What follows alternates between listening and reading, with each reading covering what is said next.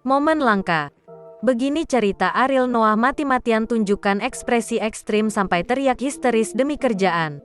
Akui hanya terjadi sekali dalam 40 tahun.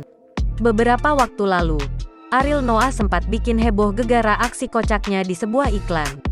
Dalam sebuah iklan layanan antar barang dalam negeri, Ariel Noah terdengar mengutarakan kegundahan hatinya kala menunggu paket datang. Lucunya, kegundahan hati Ariel itu disampaikan dengan guyonan.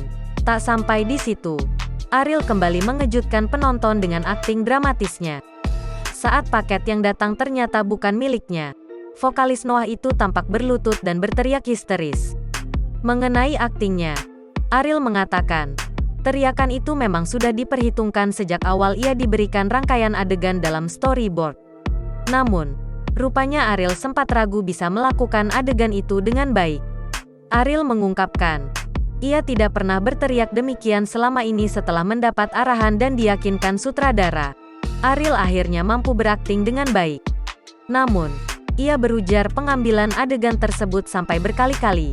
Di luar adegan itu, Ariel mengungkapkan, ia tak perlu berakting berlebihan. Jangan lupa subscribe, share, komen, dan like ya!